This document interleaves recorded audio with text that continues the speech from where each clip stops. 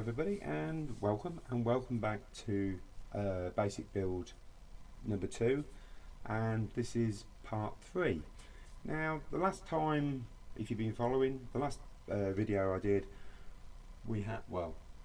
I caught this gable end and knocked it all apart. As you can see now, it's been rebuilt. It's had a few days to dry off, so I'm quite happy now to carry on and do a bit more work on it. But the thing is, it's still a little bit of a concern, because I know if I catch that's going to go over again. So what I'm going to be doing, well, mainly concentrating on, is actually getting some stability built into this gable, so I can carry on and get the rest of the work done. Originally I was going to build this front bit, but I'm going to leave that off for the moment, and I'm going to concentrate on getting something to strengthen all this up.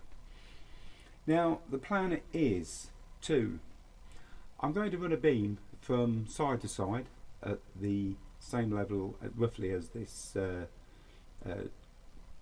lintel at the front. Now that beam's going to run right the way across, and I'm actually going to sit my joists on it. Now it's going to help in two ways. It's going to tie this bottom half in to that half, which is going to be good, and also it's going to allow me, when I put my wall plate on, to actually sit my timbers on this beam, because there's not going to be much holding these timbers up for the actual floor. So it's going to give me it's actually helping in three ways, if you understand what I mean. So that's the theory behind that. And also I've had a little idea that I could actually put a block and pulley around the actual beam and have that winching the engine out, which is a long way away. So beam in there. We're going to go through the ridge rafter as well, from side to side at the top. That's going to tie in the top half of it. We go around the back. So I'm going to put the wall plate in, I'm going to put the rafters in as well, and I think I might even do the floor and leave that front section, because that's not going to interfere with anything that I'm doing around here. But it will strengthen this gable up, and I'll be a lot more happier carrying on work with it. So you understand, well, I hope you understand in which direction I'm going. So less of the talking, and we'll get cracked on and get this started. Now, where are we going to start? Well, I've already started by gluing two panels together. Now, if you watched the last video, I used this as a jig to set the depth for my walls, and waste not, want none, I broke it in half, cut it in half, and just made a 2-panel high piece of wall. And this is because that side of the wall is 2 panels high, and I need to transfer that over to this side. So all I'm going to do is just literally stand that at the front.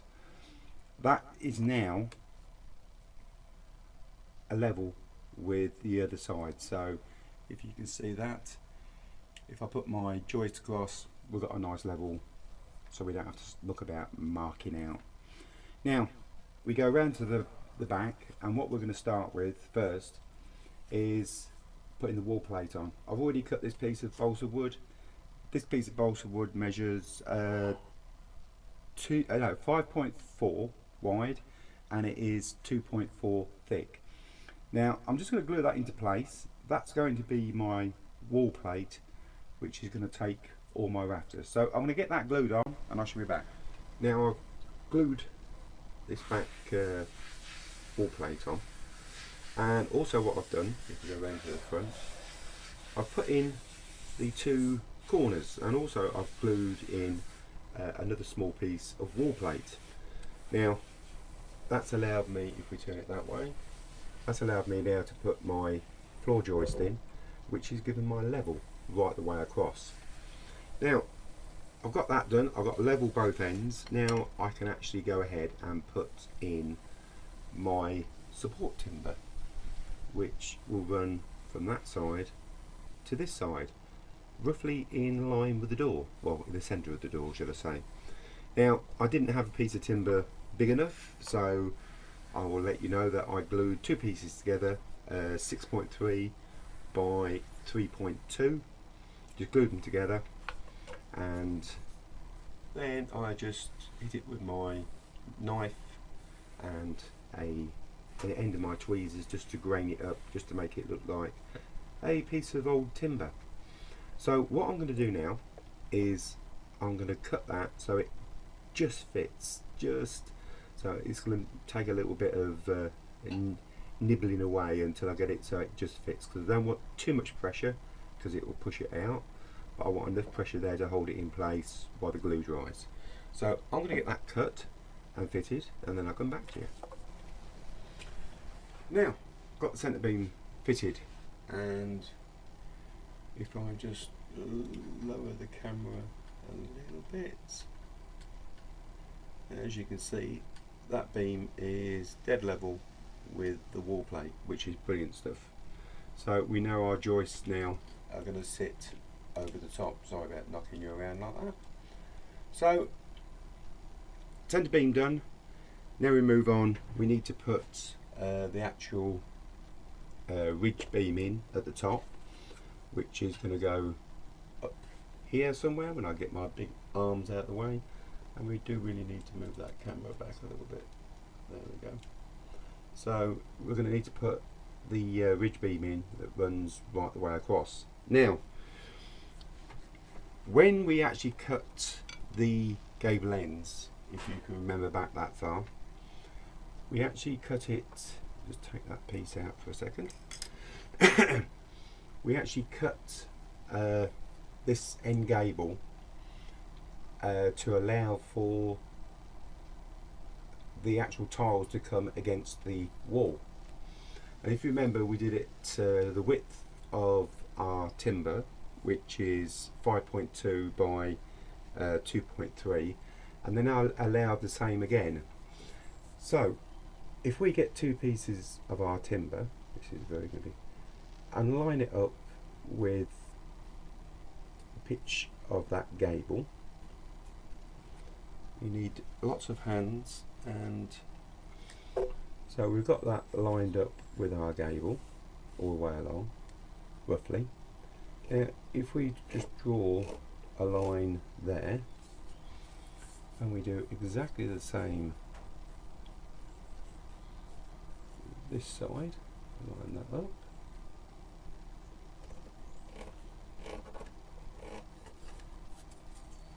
Now that is going to give us our point of where we actually need to fix our beam. So that is the point there, because no, it's not. It's going to need to be on the top of it. Don't be so stupid, Simon. So the bottom of the timber needs to be on that point. So when we come to fit our timbers in, that will give us the right distance all the way down. Sorry about that, I got a little bit confused, but that's where our timber is going to be fitted onto the top of that point there.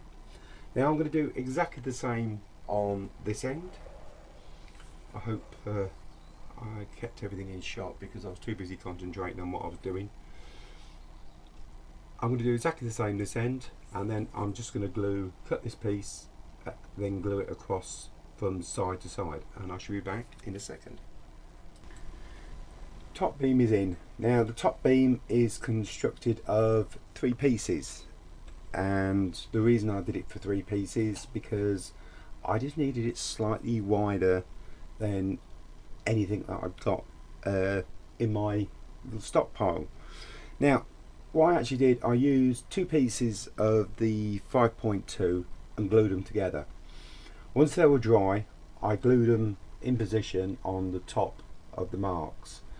Now I did that for the simple reason is because this was a bit of an afterthought and I didn't mark up correctly to do it any wider. So then when that was dry, I actually ran another piece underneath, which gave me this nice width. The reason I've made it slightly bigger is when we actually cut the timbers at an angle, you've got more, it's a longer cut being at an angle. So I just wanted something slightly wider to take the cut. And talking of cuts, now we're going to have to move on and start cutting some timbers to go, well, especially on the back. We're going to need to cut all these roof trusses. So how to do it? Now I'm going to try and do this without getting my big arms in the way, but I'm with showing you. Now if you position your piece of timber just underneath your beam, I will get my hands out of the way in a second, and make sure it's sat on the wall plate. I don't know if you can see that, hopefully you can. Then get yourself another piece of timber, I'll put that down there, and lay that flat against your beam, holding everything together nice and tightly. And we try it with a pencil, Simon, not a paintbrush. And then we just run a mark along that piece of timber. Now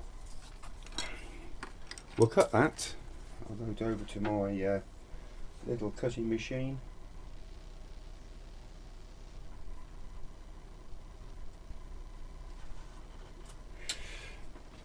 So I'll cut that at the angle, so that now will be the right angle, if you can see, to do all your cuts along the top. Now I know we're not doing them all the way along the front here, but we are going to do all the back ones.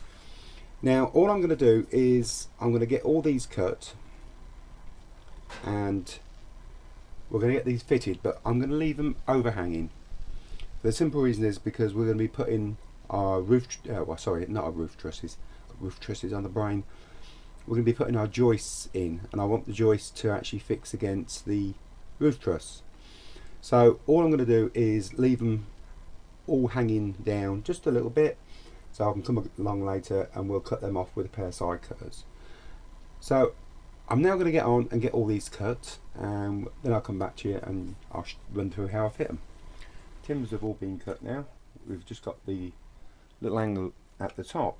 How to fit them? And in great Blue Peter fashion, I have one already glued up. We're going to start, if I turn it that way, we're going to start from this end, and we're going to glue the first one in tight against the wall all the way through. Now I also cut some little 12mm spacers, and what I'm actually going to do is I'm going to put a pin through the spacer, because I don't want to glue the spacers because I'm going to take these out. And to be fair, if you wanted to glue the top ones you could, because they're not going to be seen. So we'll put that in like that. So we've got a spacer at the top, if I bring that round, and also we're going to put a spacer in the bottom, right, so we've got a spacer top and bottom, and then we just carry on gluing in our timbers. So that one's going to go up there, bring that one down to there, so we just put a little tiny bit of glue at the bottom, try not to glue the spacer in, like so, and then it's back to another spacer. I just hope my big arms and that are not in the way so you can actually see. Another spacer, one at the top, another one at the bottom,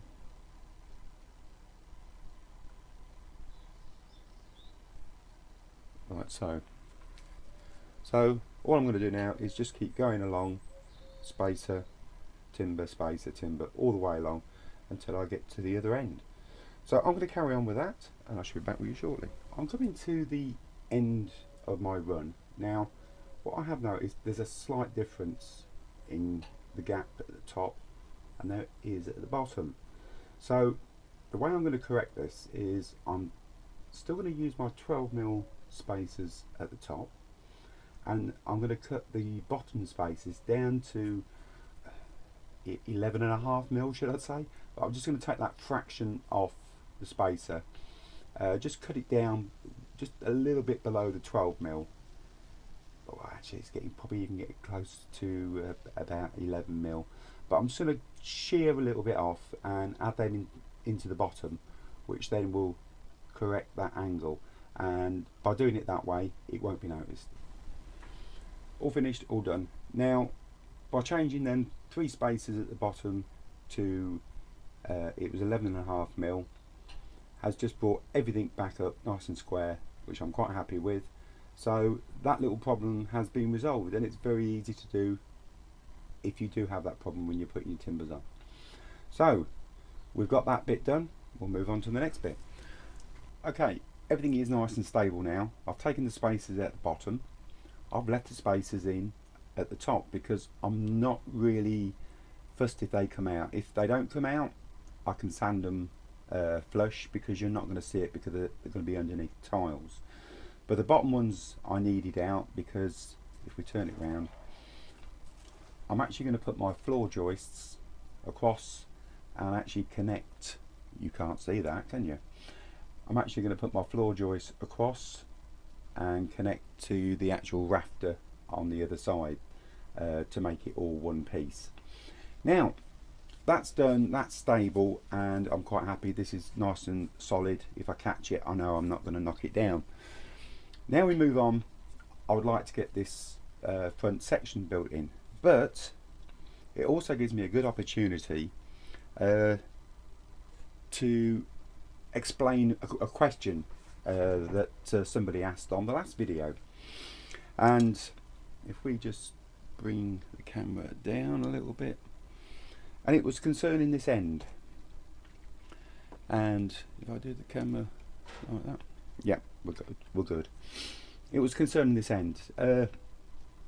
Somebody said if I'd overlapped these panels here that I wouldn't have had that problem, and I do agree 100%. If I'd overlapped that panel and sat it up halfway like so, it would have been a lot better, because that would have made these piers a lot more stable. But by doing that, it makes the top half setting out a lot more difficult, because I'd already worked out that I was going to use these smaller sections to make my quarter panel, and I was going to use that to make the door. Now if I'd put that up there, it would have meant cutting pieces everywhere, and I weren't going to do that. So I opted just to go for a straight joint here, bring it up 2 panels. And then if you remember right at the beginning, I was very concerned about this bit, and that's the reason why I actually tried to strengthen it all up so it would stay all in one piece. Because in real life we don't build the gables and that on the floor and lift them into position. They get built in situ, and it seemed the most sensible option to go for a straight panel joint, so that my setting out up here was a lot easier and a lot quicker. And personally I think it looks a lot better that way as well. So yes, it would have been more intelligent to actually put a full piece in, cover that over, make that piece a lot stronger. But I opted this time just to go for a straight joint to make my life easier afterwards by setting out the gable. So enough of that. Hopefully that's explained the reason why I didn't overlap. I'm pleased actually people are actually sort of taking note and saying things like that, because if you don't ask questions you don't get to know. So enough of that. We'll pull the camera back to there. So what I'm going to do now, we're going to start getting this front filled in. So I'm going to get some bits and pieces together and we'll get on with that. Now first things first, the first thing I'm going to do before I start this wall along the front here is I'm going to take these 2 blocks out, get rid of them totally. I'm going to lift the whole thing out, and I've got some strips of maple, and these are 6mm by 2mm, and what I'm going to do is I'm going to lay them on the inside all the way around, and I'm actually going to glue this to it to actually give me a little bit of a standoff for when I put it onto the base, because I want to put soil and build it up a little bit. So I don't want to lose too many courses of bricks, but this will give me like I say, a standoff. Also, it's going to tie the whole thing in together. I'm also going to put a piece right the way across the front because we're going to be building this wall along the front, which I do have a devious plan for. But first things first, I'll get this done and then I should come back to you. Right, I've removed all the blocks, as you can see.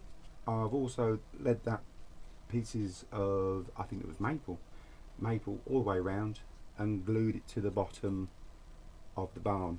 Now, I've ran the piece across the front as well because I'm going to need that to actually start building this front wall. Now, I did say I've got a bit of a cunning plan.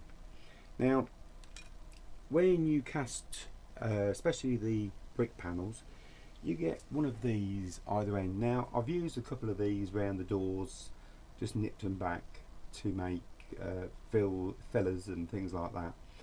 But what I thought I would do is, as I've got boxes of the damn things, would try and use them up to create my open shape here, should I say.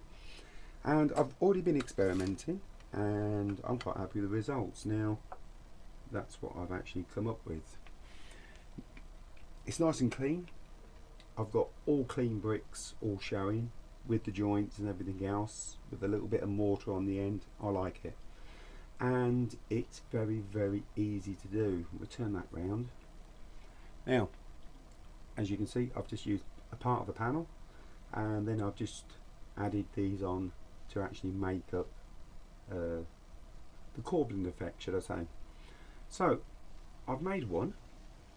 Now I've got to make another one. So what I should do now, I'll take you across to the bench and I'll run through the way I'm building it. Right, now I've already pre-assembled a couple of bits up just to make things a little bit quicker. Now what I've done here, I've got a full panel, standard full panel, counted down 11 courses. You don't have to do 11, that was just the number that I picked out of my head. I cut across and then I fitted in two of the end pieces. Now I've used a 2 and a 1.5. I've just glued them together like that, as you can see from the back, just to make my end up that actually goes onto the gable. So that was my first bit I glued together, and my second bit was exactly the same as this bit because we're working 2 panels high. So we put that into the corner, that onto the top. Now that's going to take us up to the wall plate height, and it's very easy to construct. This is where you get your artistic license. You can do it however you want. Now all we need to do is make sure that we got the full brick facing up and then just assemble it up. And now I'm going to assemble all this up dry to start off with, because then I can move them around. So it's very simple. I already cut these 3 to step it down like that, and the next one we fit in, doesn't matter, we're fitting it in, cutting it off there at 4, turn that off, and if it doesn't go in the first time, just get your file and just take the back off just a little tiny bit, just so they sit in. Now what I'm going to do now is I'm going to do that all the way along and down to the bottom here. Well, I'll get to that, then I'll come back and we'll have a look at this bit. Now we've almost got to there, but if you look at it now, it's a dead perfect corbel, and it's not something I want. So that's the reason why I just do all the dry fitting. The simple reason is we can break this apart now like so, and we can just move a couple of bits out. Oh, that's a broken one. Like so, and we can start, well, assembling up something that's not as a regular pattern, should I say. like, I don't even like that. Let's take that one out. Yeah, that's not too bad. That's not too bad. But you can just now do what you want. You can move them around and position them to how you want. Just get your cuts done first, and then you can play about and just make that random pattern. So what I'm going to do now is I'm going to make up my random pattern all the way through. Then I'll come back to you just before I glue them all so you can see exactly what I've done. Well, I'll come back to you and then I'll just show you. I'm just going to bring this top bit up just a little tiny bit, just so I can get two joists on. I do have my random pattern, but it's not that random really. But well, I'll show you how unrandom it is. Well, if we put the other bit on the top, it's almost a mirror image, but there you go. But I'm quite happy with that. That's okay. They're still all loose. I'm going to glue them in a second. We just need to do this bit at the top, and all I've done is just cut a couple of bits just to push in, like so. So that's it. I haven't gone fully on the end here for the simple reason is I want to get this glue together, and then I want to offer the two up just to see how the two are going to join. So what I'm going to do now, I'm going to get this all glued up, and well, yeah, I'm just going to get this glued up, and I should be back with you in a little while. Now this bit was all glued together, it's had plenty of time to dry, and as this bit is the bit on my bench, this is the bit I shall start backing up. Now, original plan was to actually make sure that all the bricks came in line with each other, which I've had a little bit of a change of heart on this, and when we get one that isn't broken. Now the original plan was to actually make sure, if you can see, to make sure them bricks came in line with each other. Now I've been thinking just to actually probably move them back a little bit, just so you can actually get a little bit of definition between two walls. So that's what I'm thinking, and I'm still going to build all this up using these segments or pieces, these brick and a half. Now all I'm going to be doing is I'm just going to literally glue these over the top of the joints, and I'm going to use up as many as I can to actually build this wall up. So I don't really want them like that, I want them set back somehow. I'll figure something out, but that's the way I'll be doing this, is just by using all these segments and getting the actual wall built up. Nothing too spectacular, it's just going to be like a giant jigsaw puzzle. Well, not quite a giant jigsaw puzzle, but a puzzle on its own. So I'm going to start getting on with that. I will come back in a little while when I've done some, so you can see in which direction I'm going. Okay, I've done both sections, and I actually managed to get them to, well, almost match. As you can see there, it's a little bit difficult. I'll try and do some pictures a little bit later, tag them on to the end of the video, just so you can actually see. But I'm quite happy with them, that they've turned out really well. Another thing that I'm actually doing is, as you can see on this one, I've actually sanded this one down because I found it quite uneven, and when it comes to grouting it would show up quite a bit, especially the actual joins, because they're such small bits. So I've sanded this one both sides. I've sanded this one just the one side, as you can tell by the state of the bench. I'm going to get this one sanded and finished off, and then I'm going to get both bits fitted onto the barn, and then I'll come back and we'll take a little look. Now I've got part of the way, and I've actually got the effect that I actually want. If you can see that, it's bad light in the shed tonight, but I've got that, so it looks like two walls, but the bricks are not quite lining up with each other. because they wouldn't.